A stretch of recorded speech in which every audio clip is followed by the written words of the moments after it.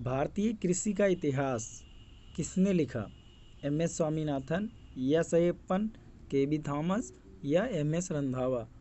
तो भारतीय कृषि का इतिहास ये एक पुस्तक है जिसको महेंद्र सिंह रंधावा, जिन्हें शॉर्ट फॉर्म एम.एस. रंधावा, इन्होंने लिखी है। और इन्होंने जो हरित क्रांति है उसके क्षेत्र में भी एक महत्वपूर्ण भूमिका निभाई है। तो इसका सही उत्तर है ऑप्शन डी, एम.एस. रंधावा।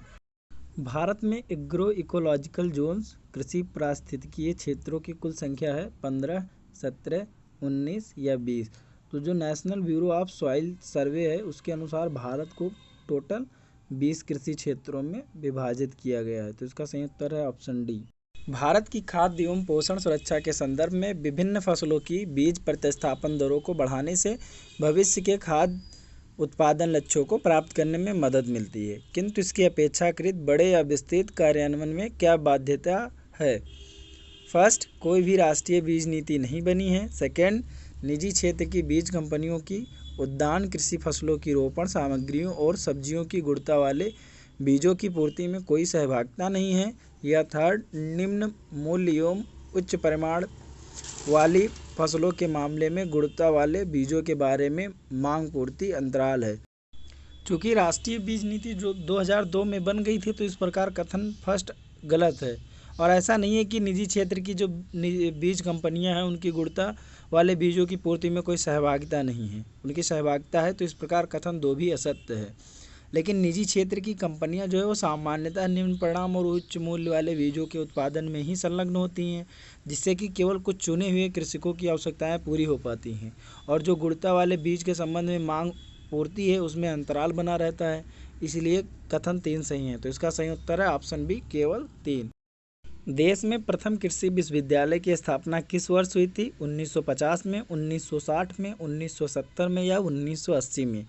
तो देश में प्रथम कृषि विश्वविद्यालय की जो स्थापना है वो 1960 में की गई थी, उत्तर प्रदेश कृषि विश्वविद्यालय के रूप में, जो कि पंतनगर में है। और इस समय वर्तमान में उत्तराखंड में स्थित है, जिसका पूरा नाम है गोविंद वल्लभ पंत कृषि एवं प्रौद्योगिकी विश्वविद्यालय।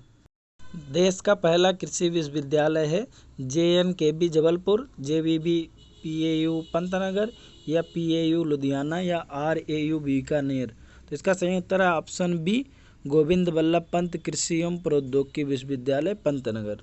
यदि खाद्यान्नों का सुरक्षित संग्रह सुनिश्चित करना हो तो कटाई के समय उनका आर्द्रता अंश कितने प्रतिशत से अधिक नहीं होना चाहिए?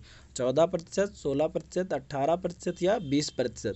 तो जो फूड एंड एग्रीकल्चर ऑर्गेनाइजेशन है उसका जो मानक है उसके अनुसार जो सुरक्षित भंडारण है उस समय उसकी 14% तक ही सापेक्षिक आर्द्रता या रिलेटिव ह्यूमिडिटी होनी चाहिए। तो इसका सही उत्तर है ऑप्शन ए, 14%।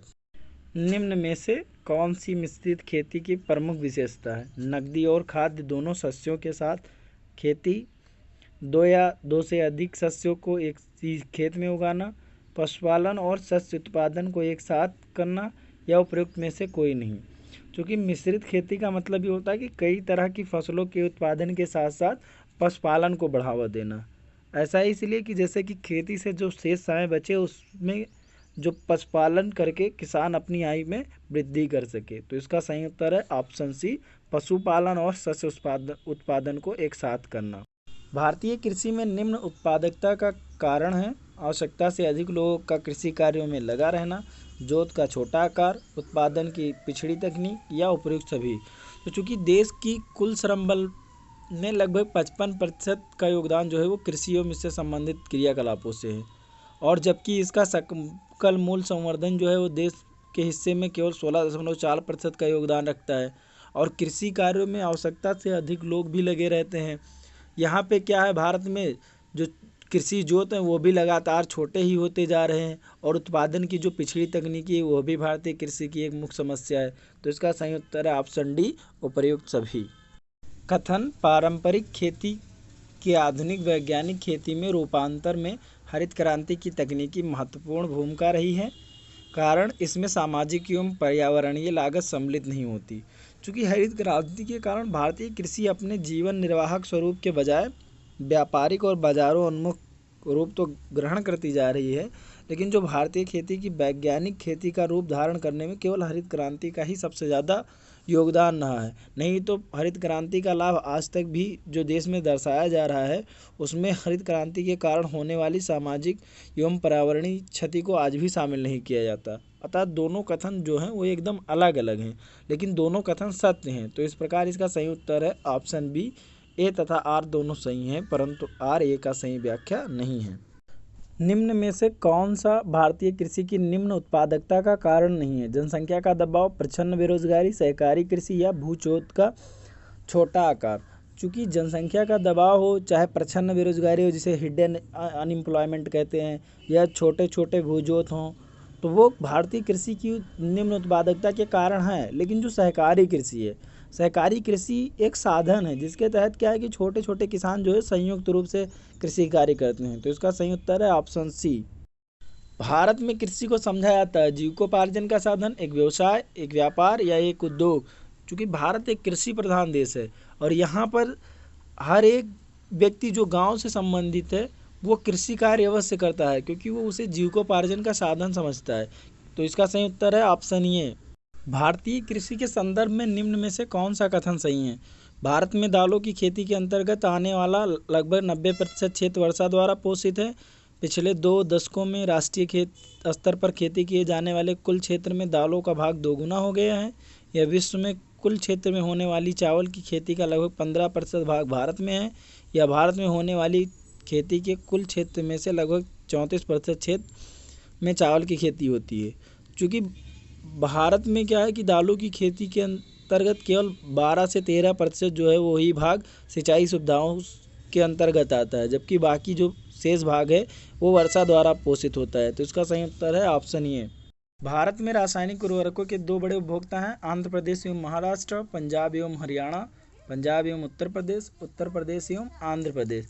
तो उत्तर प्रदेश और आंध्र प्रदेश जो है ये शीर्ष उर्वरक उपभोक्ता राज्य हैं। तो इसका सही उत्तर है ऑप्शन डी। निम्न हरी खाद वाली फसलों में से किसमें नाइट्रोजन की मात्रा सर्वाधिक पाई जाती है? ढांचा, सनई, बोड़ा, जिसको लोबिया भी कहते हैं, या गवार। तो ये जो हरी खाद है इनको क्या करते हैं, पहले खेत में उगाते हैं, फिर इसके बाद इनकी जुताई करके खेत में सड़ने के लिए छोड़ दिया जाता है। इससे क्या है कि खेत को उर्वरक शक्ति जो है वो बनी रहती है। तो इसमें जो बोड़ा है जिसे लोबिया कहते हैं, तो इसमें सबसे ज़्यादा नाइट्रोजन की मात्रा पाई जाती है। तो इसका सही उत्तर है ऑप्शन सी, बोड़ा या लोबिया। नई सुधारी गई ऊसर में हरी खाद के लिए उपयुक्त फसल है लोबिया, ढांचा, मूंग या सनई। तो क्या होता है कि जब भूमि ऊसर हो जाती है तो उसकी उर्वरा शक्ति खत्म हो जाती है, इसलिए यहाँ पर हरी खाद के रूप में ज़्यादातर लोबिया का प्रयोग किया जाता है, क्योंकि इसमें पोषक तत्वों को बढ़ाने और जैविक पदार्थों की पूर्ति करने के लिए सबसे ज़्यादा तत्व पाए जाते हैं। तो इसका सही उत्तर है ऑप्शन ए, लोबिया। संतुलित उर्वरक प्रयोग किए जाते हैं उत्पादन बढ़ाने के लिए, खाद्य की गुणवत्ता उन्नत करने हेतु, भूमि की उत्पादकता बनाए रखने हेतु, या यह सभी। संतुलित उर्वरकों का उपयोग उत्पादन बढ़ाने के लिए, खाद्य की गुणवत्ता उन्नत करने के लिए और भूमि की उत्पादकता बनाए रखने के लिए किया जाता है। तो इसका सही उत्तर ऑप्शन डी, ये सभी। अभी हाल ही में क्या है कि भारतीय वैज्ञानिकों ने एक स्कीम जारी की जिसके तहत किसान क्या कर सकते हैं कि अपने खेतों की भूमि को ले जा करके परीक्षण करा सकते हैं कि उनके खेत में कितने उर्वरक की आवश्यकता है। तो उन्हें यह बता दिया जाता है और उसी के अनुसार वह अपने खेतों में उर्वरक का उपयोग करते हैं। दक्षिण भारत में उच्च कृषि उत्पादकता का क्षेत्र पाया जाता है केरल तट में, तमिलनाडु तट में, तेलंगाना में या विदर्भ में। तो उच्च कृषि उत्पादकता का जो क्षेत्र है वो दक्षिण भारत में आंध्र प्रदेश का जो तटवर्ती क्षेत्र है, तमिलनाडु का जो तटीय भाग है, और गुजरात का जो सूरत क्षेत्र है, और महाराष्ट्र का कोल्हापुर और सतारा क्षेत्र है। तो इसका सही उत्तर ऑप्शन बी, तमिलनाडु में।